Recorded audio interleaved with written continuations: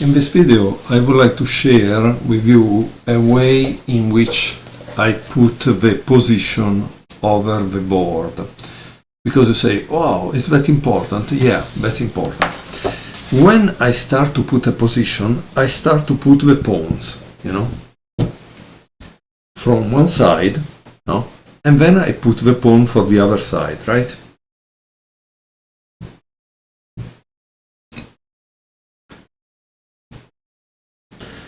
So this is position 24 of the book, and as you can see, I put just the pawns. So when I put the pawns, I already know what are the needs of a position, right? For example, as you can see, white has a pass pawn, black has double central pawns, right?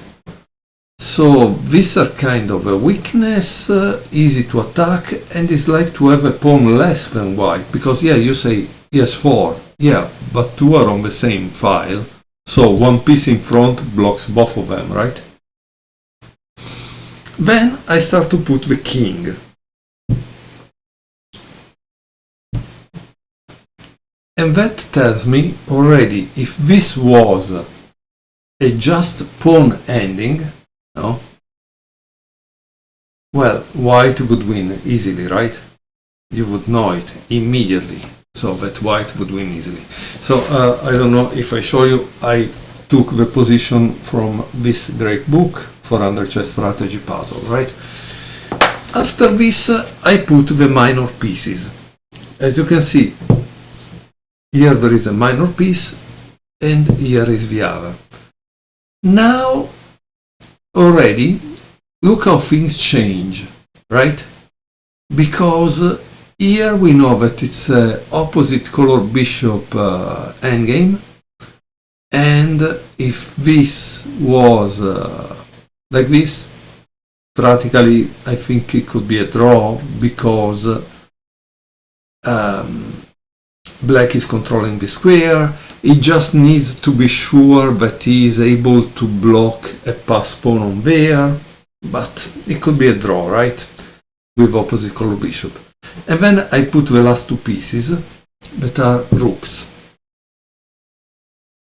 With the rooks, the position changes completely, because look the difference. This rook is controlling the 5th rank, and this rook is controlling a file.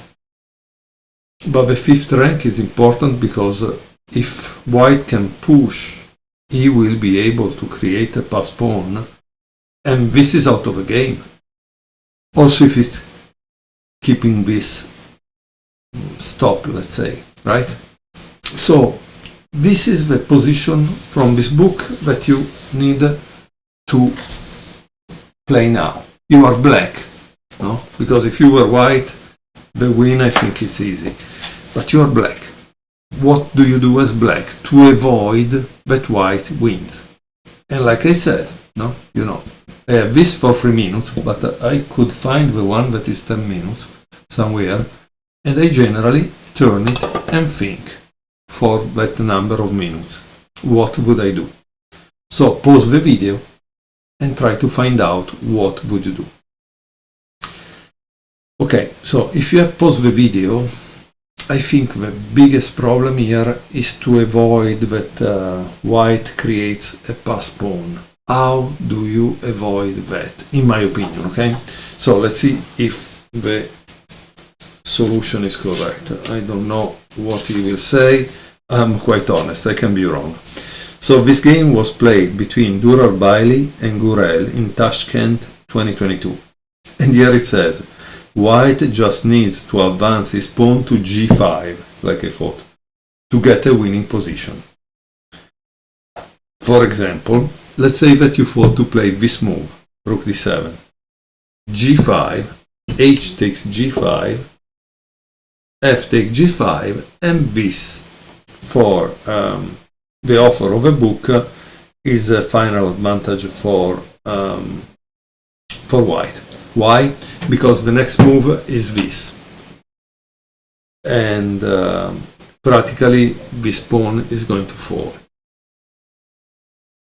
Okay, so let's go back to the position that was like this, right? And this was here. Okay, I think I put it back right. Let's see. So, therefore black must play what? The right move is g6.